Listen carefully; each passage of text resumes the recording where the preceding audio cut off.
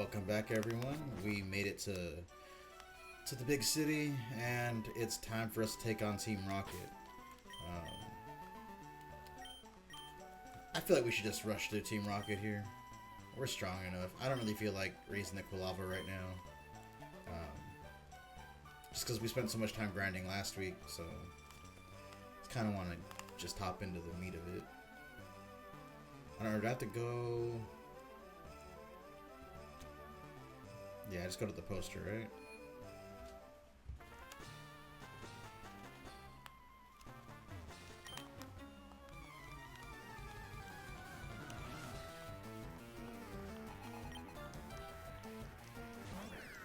I rode him. Okay.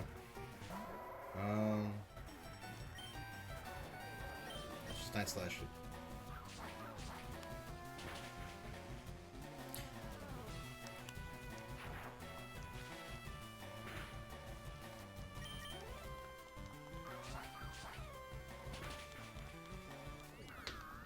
I guess my question for this Team Rocket grunt is, do people regularly go around casinos looking under every poster? No rest for the Gooner.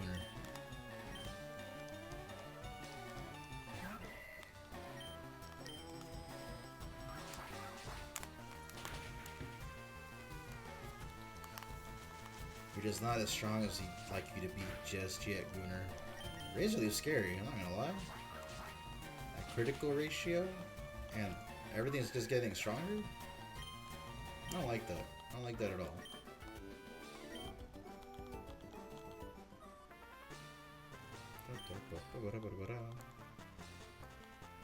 I am not fucking with Razor Leafs right now. Let's go heal Gooner up.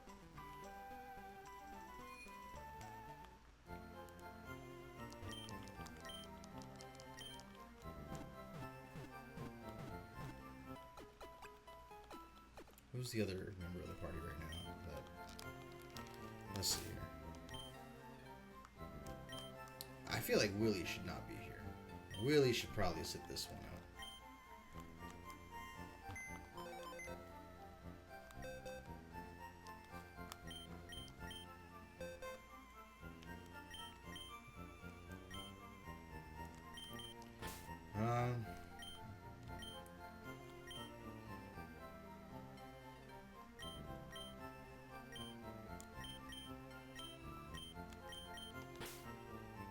I'm pretty sure that Quilava learns Flash, so I'm very afraid of using her now because I'd like to not be thudding my way through another cave later on when we get to Victory Road.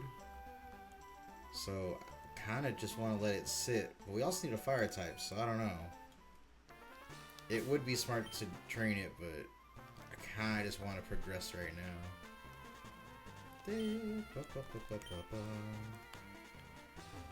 We gotta hit push the button. Okay.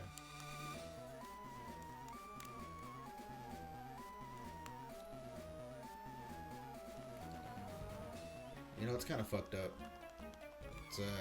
to get summers off and then have to fix my sleep schedule after getting used to sleeping at like 4 a.m. or 3 a.m. or not sleeping at all, to suddenly trying to sleep at like 11 or midnight. That's scary. Do I really have anything that can check that?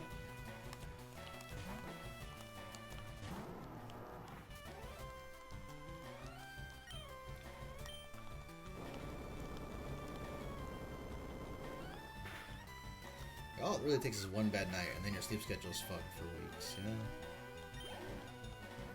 And like I'm down here, you know, 2 melatonin every night, and it's just not getting the job done as fast as I'd like. Like, I want that instant sleepiness, and I'm not getting it. Instead, it's like, oh, it takes like 2 or 3 hours to kick in properly. So if I want to go to sleep at 11, I gotta take that melatonin at like 8. And the fucked up part is, I don't even get the full 8 hours of sleep. I just wake up, and it's like, oh, it's 5 a.m. Neat. It's not right, man. And I don't know. I guess just from years of running on 4 hours of sleep, that my body just goes, yeah, that's the way it's supposed to be, right? I would very much like 6 to 8 hours on a nightly basis, but going to sleep at midnight and waking up at 4 without an alarm it's fucked up. It's real fucked up.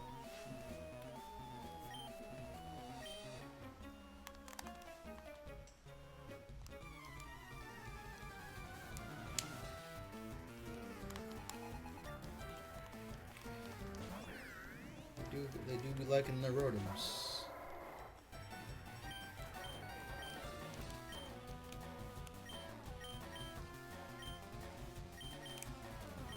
Do I have it there? I have it there. What's higher? Your special or your physical?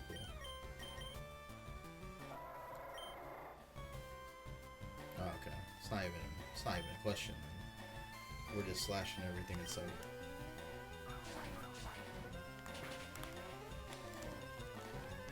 Hell yeah, Giovanni.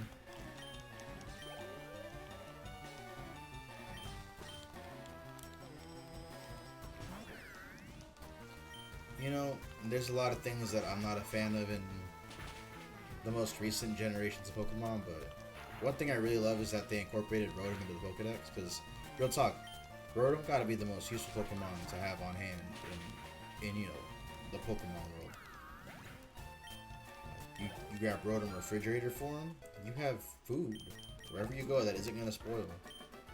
You know, you get microwave form or oven form. You know, you can heat your food.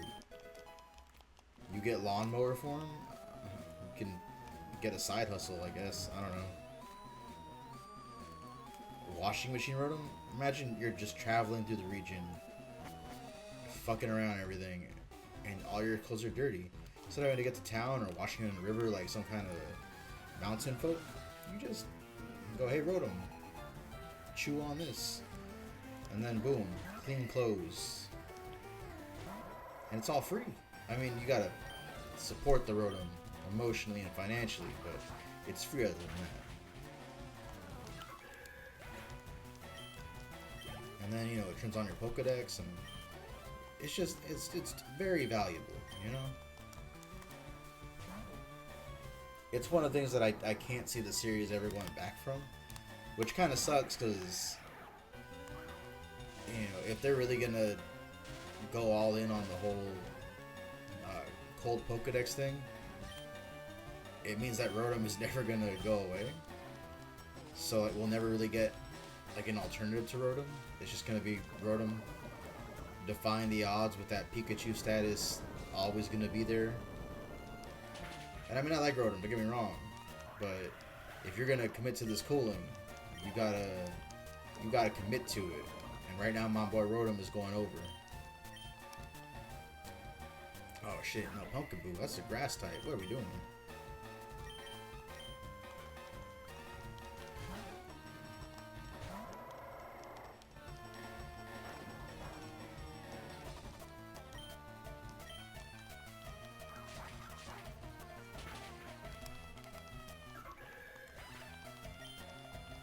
I regret calling him Gooner because I'm just looking at his phallic sprite here.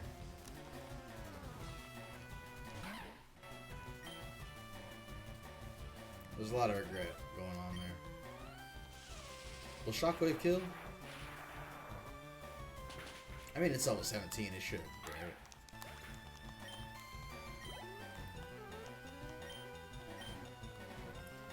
I'm sure the level difference makes a lot more sense with, you know, its original party.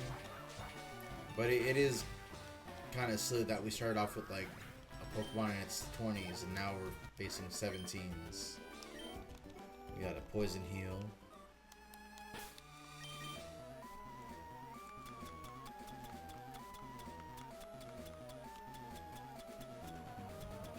Am I at antidotes? Oh, okay, no, we're good. Okay, I got scared for a second there.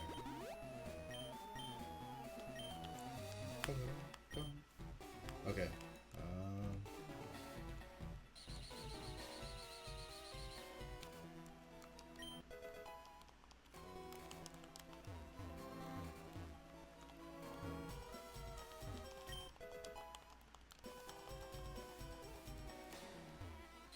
Okay, so while I'm solving this puzzle, um, Blood and Guts is really good. Like, it was a really solid match. Really entertaining the entire way. Um, kind of thought the whole Save Jungle Boy ending was kind of lame.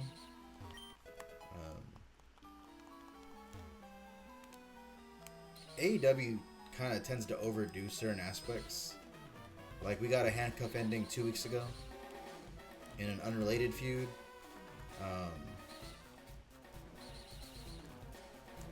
When was last time they did handcuffs? Was it the Swerve Hangman match? Did I go the right way here? No. No. I don't know, like, it was cool. I just wasn't really a fan of the ending. Mostly the whole Jack taking the unprotected chair shot to the dome. And I don't really care if the chair was gimmicked. Like, it's just... I remember the day Chris Benoit died, man. That was not a good time. I hate every time that Brian and Gable use the diving headbutt. I'd rather just not go through that again. Like, I don't know. It was just weird. And then Jack didn't even sell it. Like, he just stayed there like, just looking butthurt the entire time. And I was like, man, that shit has been like a KO. They should just had Jungle Boy knocked out for the rest of the match, you know? They could do the fire spot after that, I guess, if they wanted to. I felt like that kind of overkill. Because if he's not going to quit, then, like, why are we teasing it, you know? And it should have had the Buck just saying, hey, we quit way faster. Instead it was like awkward silence and just, oh no, wait, don't do it, no, please don't do it, for like 5 minutes, and it just felt like it dragged on forever, and it was like, man, just say you quit here. We don't need the melodramatics, just say you quit, say you don't want your homie getting caught on fire, and that's it. I thought it was funny how they had Hangman and Swerve exit the cage so they could take each other out of the match because they want to save that match for later. A funny way to do it. I was convinced Darby was going to kill himself again. I like the coffin drop off the top. Reminds me a lot of the old the X Division matches. Man, Darby would have gone hard in the X Division. There's still time to make that dream happen. SmackDown's been kind of boring lately. You know, that's 'cause Cody's mid-champ, you know. Never would have happened under Roman's watch. Raw's been pretty solid. I still am not a fan of the Wyatt storyline. Especially how it completely derailed Otis's storyline. Like this past week, it was Otis in his hometown. He gets the big pop when he gets tagged in, and then he gets his hands on Chad, and it's like, oh, he's finally gonna do it.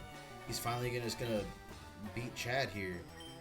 And then he gets attacked by the Creeds, and then the Wyatts show up, and they make the save technically, and it just felt like, man, if they hadn't done it this way, this could have been, you know, Chad's Intercontinental Champion versus Otis.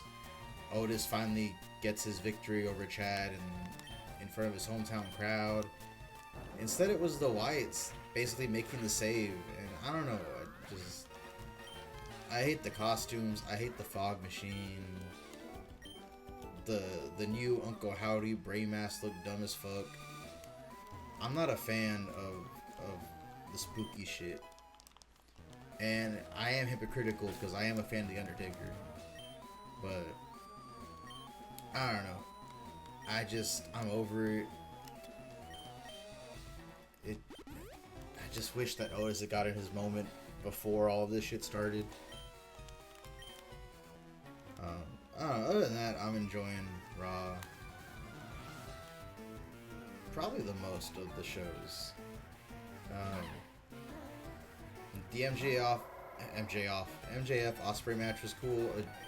It just had the same issues that I have with pretty much every Osprey match, where it's like it just does too much, and the ending could have been accomplished in less time. Blood and Guts is cool. Again, I just had an issue with the ending. I didn't give a fuck about MJF's promo in the beginning. I'm not a fan of the Willow Statlander feuds. Like, that did nothing for me. The Tony Storm Mariah May thing was cool. I don't know. Mariah May's promo last week kind of killed a lot of the buzz I had for that feud. I'm just not sure if, like, I don't know. I'm just worried that a lot of things aren't going to land with where they're going. And part of the issue is that last week they had the hour-long MJF Swerve match, so everything else had to fit within an hour. And then this week they had like the hour-long Blood and Guts, so again, everything else had to fit inside that hour. And like, just looking at the time of everything else, like, it gives less time for everything else to breathe, and you're building to your biggest show of the year. I just wish that they, I don't know, saved it for a pay-per-view or hyped it up better. And like, I know that Blood and Guts got some good hype this year in terms of like, hey, they built to it, but I didn't care for the build up for it. I also don't get why Blood and Guts is so close to Stadium Stampede. Like, they're too similar in terms of two big groups fucking each other up. Spread them out, or give Blood and Guts like its own proper pay-per-view event. You know, give both time to breathe.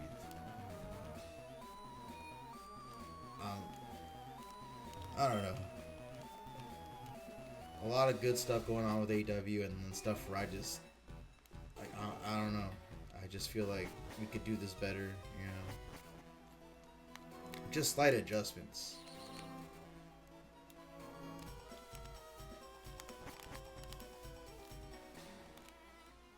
Gotta go heal. Gunner's taking the beating.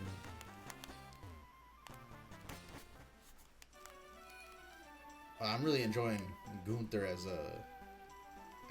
the racist. Him coming out, hitting Damian Priest with the "you people" promo, and then the next week coming out and saying, "Yeah, I fucking meant it. What about it?" Like, 10 out of 10 heel, man. He really is the GOAT.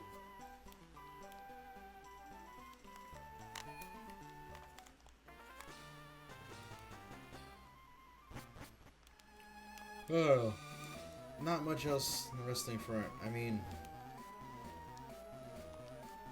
I kind of feel like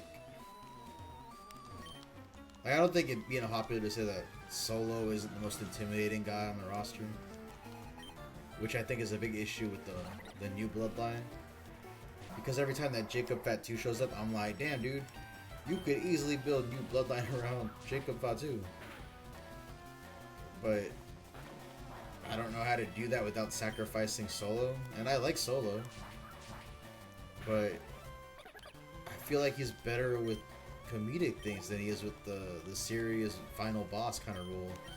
And I mean, it's not just building the Roman coming back, so it is what it is, but it does suck that the build to SummerSlam is just, hey, everything is kind of boring right now because Roman's coming back at the end of the show, and that's what you all want to see.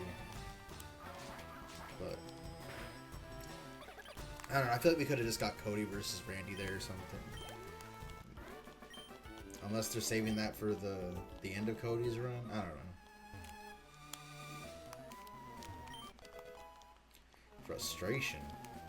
It's me on a daily basis. Can we give Gunner frustration? It's not about being a good move on Gunner. It's about sending a message.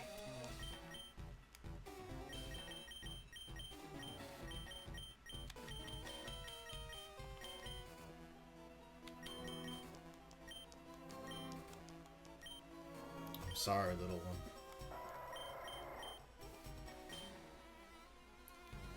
Oh, that's the issue. Gunner does like us, and I don't want to get rid of Headbutt. It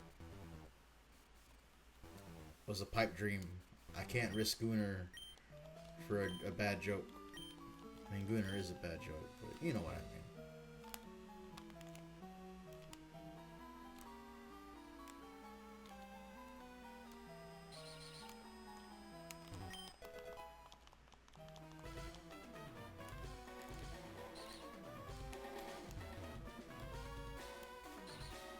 Okay, I know that I've talked about it before, and like I don't want to just spoil like currently ongoing manga, but my boy Yuji finally handling shit.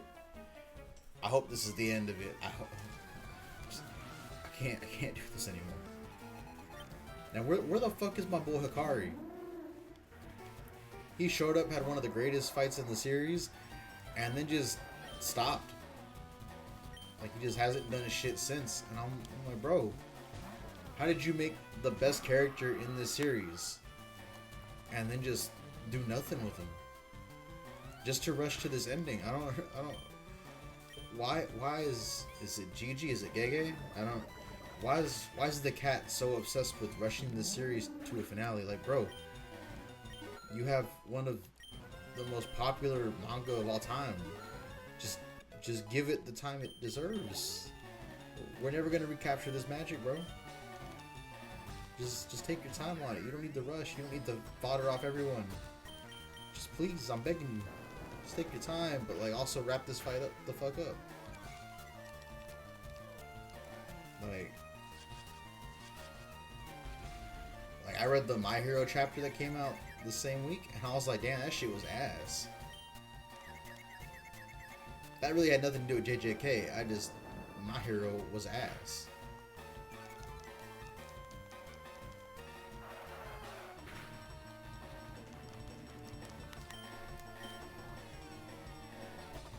I'm not justifying that opinion, and I'm not gonna give any other reasons. It was just ass.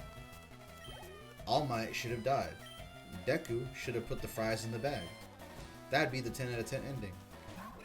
Instead, I don't even know what the fuck's going on. Keep in mind, I skipped like all of My Hero. They got to like the second or third school training arc, and I was like, nah, I'm done with this shit. Fuck this, I'm done. You mean to tell me that all this happens within like a year? What's the time frame of My Hero? Is it 1 year? Is it literally 1 year? Because that's ass. Like, that's genuinely ass.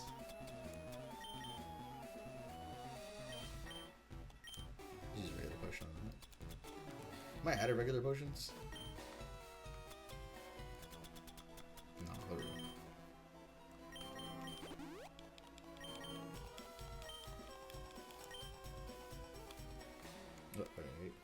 Wait, hold on, nope.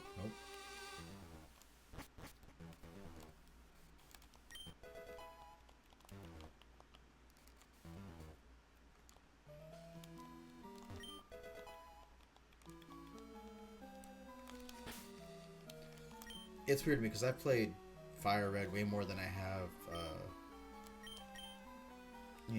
classic original Red. But whenever I think of this particular part right here, I always think of it in classic Red.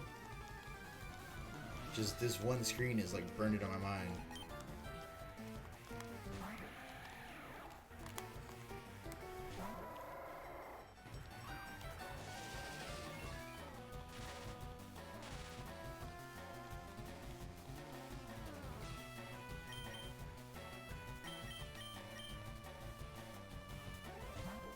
I'm always conflicted on Alola.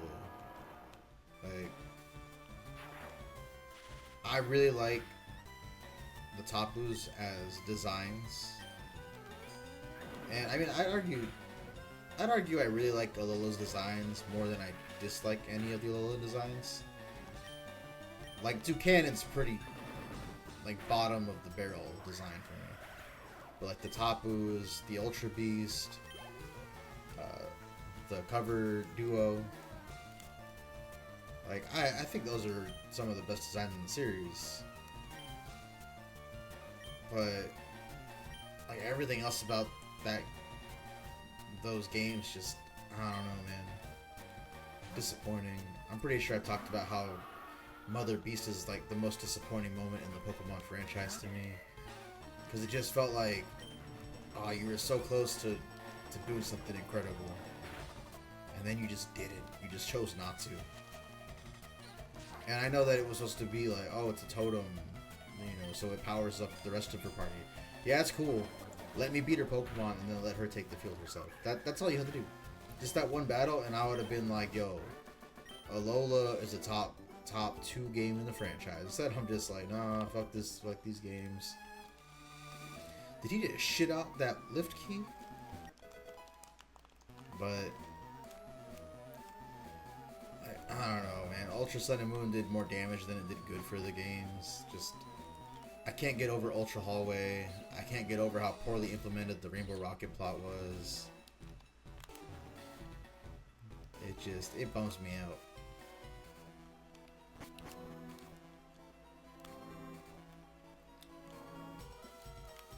Am I done with everything? Just gotta go to the elevator, right? Like, I don't know. Outside of Mother Beast, I was really okay with the Sun and Moon story. And when Ultra Sun and Moon came out and they started advertising Rainbow Rocket, I was like, oh, something cool and interesting. And then they advertised the Recon Squad, and I was like, oh, hell yeah. There's shit going on in this game. And then the Recon Squad didn't do shit. And then fucking Ultra Space was a goddamn hallway. The Rainbow Rocket thing was literally just like, hey, go from one room to the next, and you're just kind of like boss rushing everything. Like, they couldn't have incorporated that shit into the story.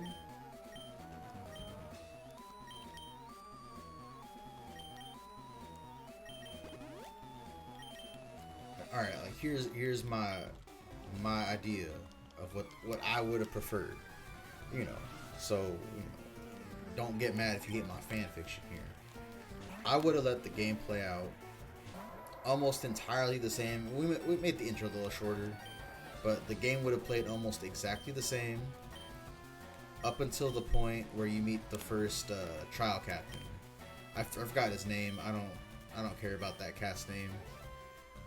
So you get there and like you'd see him for like a split second, and then suddenly he'd just be like blipped out. The screen would go white, and in his place is a member of the Ultra Recon Squad, and you're just like, what the fuck? And the Recon Squad sees that you saw him, and they try to convince you that you didn't see shit. They try to like battle you to keep you silent, but you beat them because you're the protagonist and shit. And over the course of the game, the trial captains just get replaced by these dudes, and you're not sure what's happening. Eventually, you meet this mysterious dude who we as the audience know is Giovanni, but like the player doesn't know that. And Giovanni's telling you that the Recon Squad must be stopped, and he allies himself with you because now your friend Lily's disappeared, and everyone's trying to convince you that Lily never existed, but you're like, nah, dog, I know Lily existed. I know her. So Giovanni is like helping you out. You're fighting the Recon Squad, and then you find out that the Recon Squad is actually the good guys, and that Giovanni's been trying to fuck with time, and that the main reason that those trial captains are disappearing is because Giovanni's been kidnapping them, taking them to alternate wormholes, and trying to replace them with his subordinates, who are the other Rainbow Rocket members, aka the villains. Hold.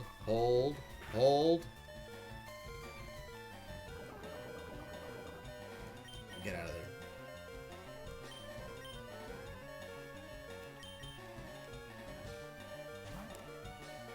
So anyways, you find out that Giovanni's just been trying to take down the trial captains, take control of the totems, open up a gate to Ultra Space, take control of the legendary, I forgot the box legendary's name. Wow. Completely forgot its name. But yeah, then like have Giovanni take over Ultra Space. You have to go to Ultra Space. It's not a fucking hallway.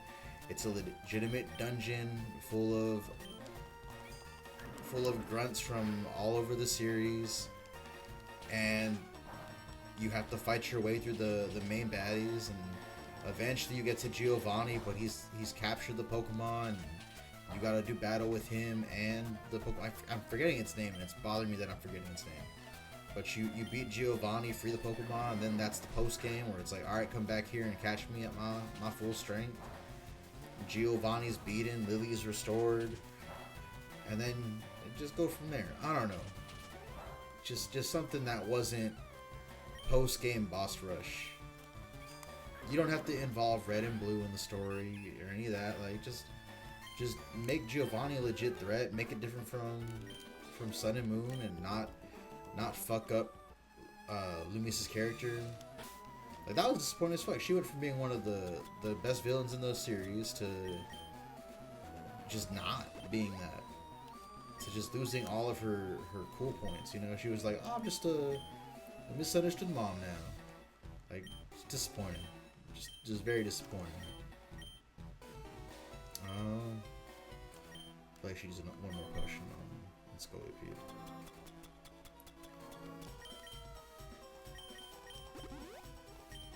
Like type null, for example, might be the biggest waste of a concept in the series. You had this group, Clone God. Only 3 of him exist in the canon of the franchise, and you wasted them.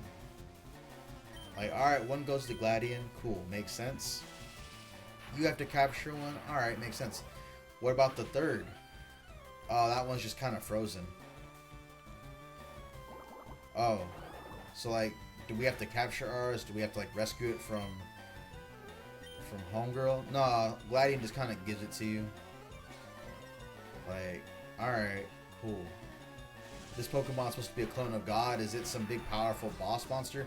Nah, it's just Gladian's homie. Okay, well it mimics Arceus's whole gimmick of the plates. Do we do anything cool with that? Nah, you just pick them up.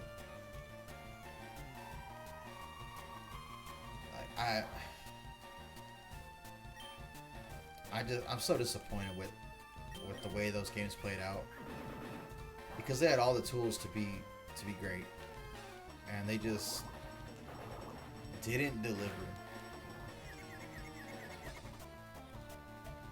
And then like the Alola anime, same thing. And I can't be too hard on Alola because like they fucked up the end of Kalos. Ash should have won there. Like, would it have been that difficult to have just been like, hey, Ash wins Alola, and then he gets an invite to the Champions League, and before he gets to do that, he's like, oh, I got like, you know, a year of in-series time to train. He meets Kuki, and Kuki's like, yo, you're the new Kalos League champion. I'm trying to put together a league of my own, and since you're the champ, I want you to help me with it. And then Ash goes to Alola. He meets Lily, and he starts training. He starts doing all the trial things, and he's just like, yeah, I'm here to help build up a league, and he's recruiting strong trainers. Then the whole plot happens with Lily and her mom. You know, and then he gets to Galar, and Galar's where the champion series is, and he's like, all right, I spent all of Alola training. I'm ready to go. He takes on Homegirl with the chicken hat as his apprentice. So she's doing all the gym battles, and Ash just kind of observing and giving her pointers. So like she'll battle them.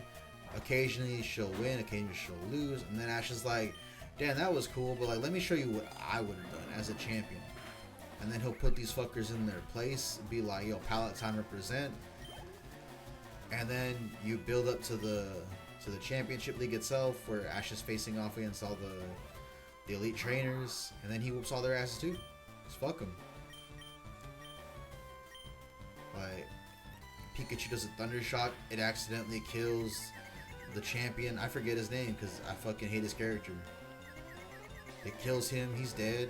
Ash celebrates the win over his body. Like, that's the ending I want to see.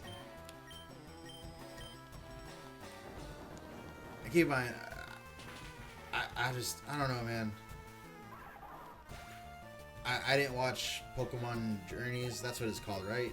The series with Go. Cause like, man, what the fuck? Why did we do this?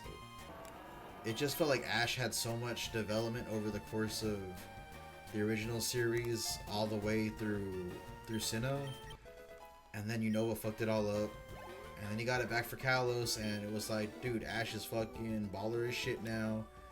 What's the next series gonna hold? Oh, they fumbled the championship win, gave him a pity win in a Alola, in a useless ass league that didn't matter, and then he just kind of fucks around for all of Galar. Galar doesn't even get a real series, and then like Ash just beats everyone. Like the whole ending with Pikachu thinking about all his homies, that was a 10 out of 10 moment.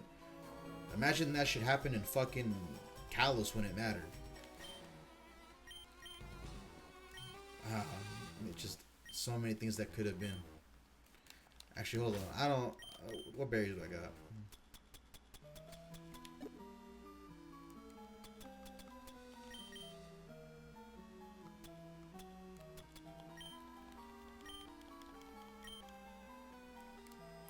Alright. Let's see here.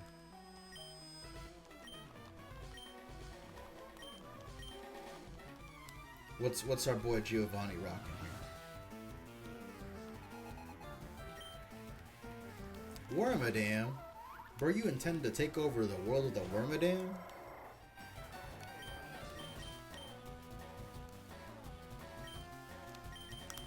I ain't leaving Gunnar out against this bug though, that'd be dumb.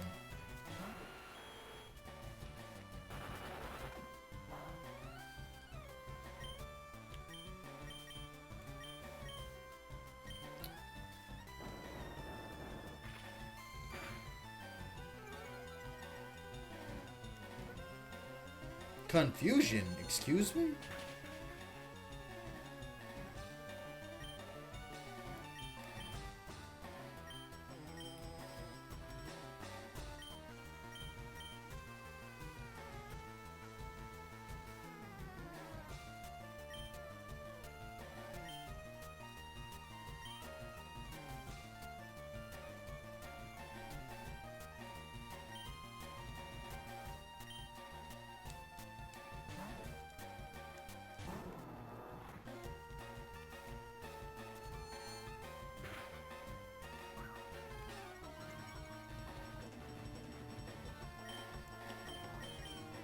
Yeah, I guess we're just hitting you with a bulldoze. That should kill, right? Like, our boy Dale's just beefy as fuck for no reason. I talk shit about this Wormadam, but I don't think I have anything that can just kill it instantly, unless I race Quilava.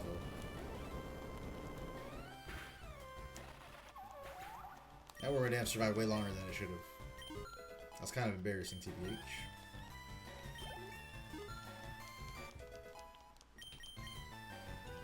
Heavy slam, you say?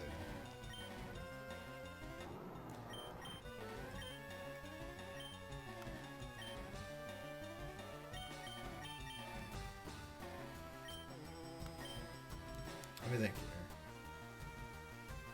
Is there anything that we would genuinely need heavy slam for over anything else?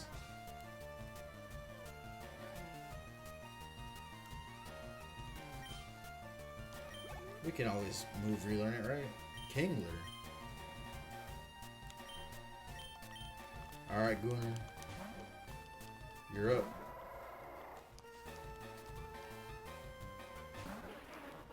Oh, shit.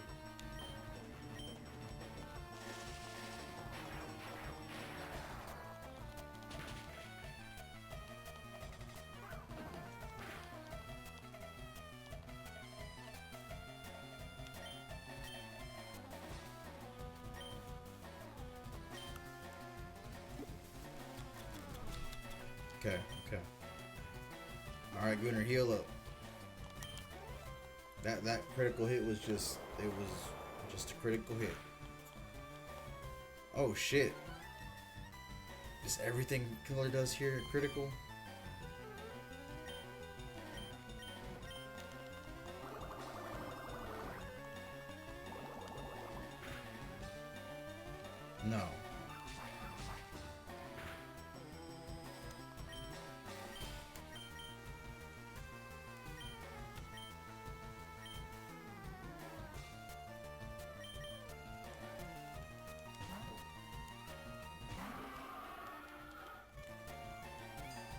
feel like this is the first time in a while that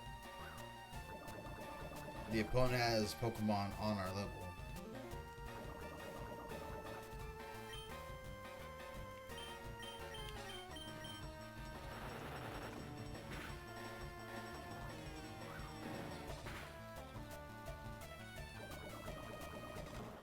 Man, Optimus really came in clutch with that poison. I didn't realize that you were so far behind everyone else. Drillbur.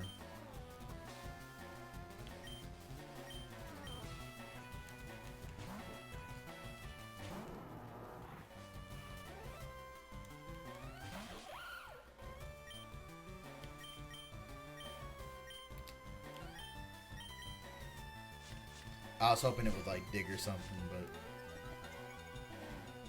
nah.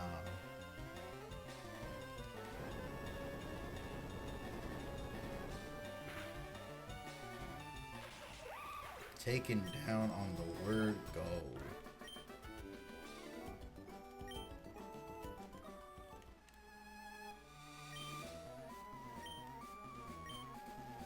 Real talk, Giovanni, you could have just like punted red. I don't know, man. I feel like you could have tried harder.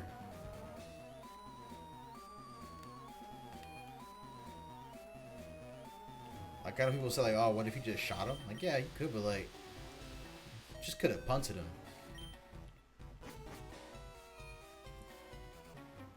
Oh, dude, it's the final boss, Team Rocket.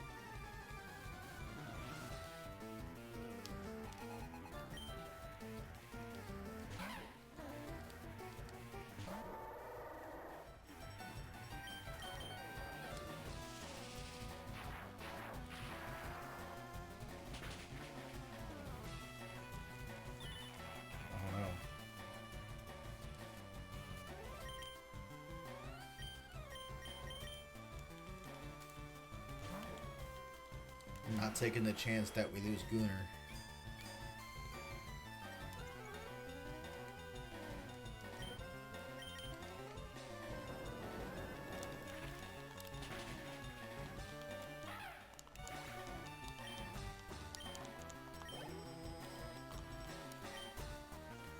Tapu Koko.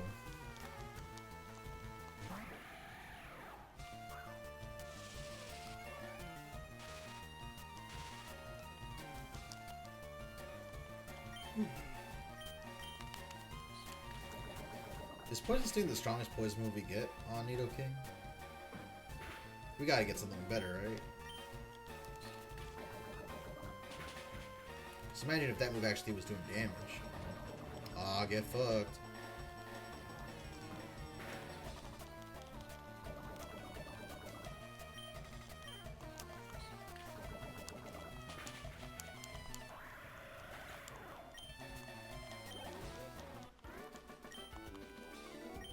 But why? I don't fucking know, dude.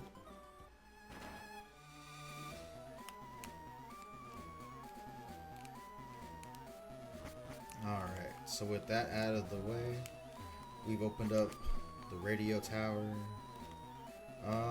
Do I go take care of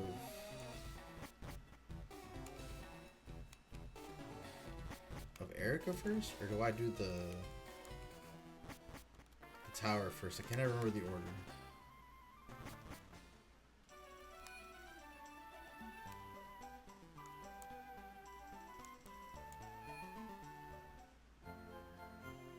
But yeah, that'll be for next time. What is the order? Is it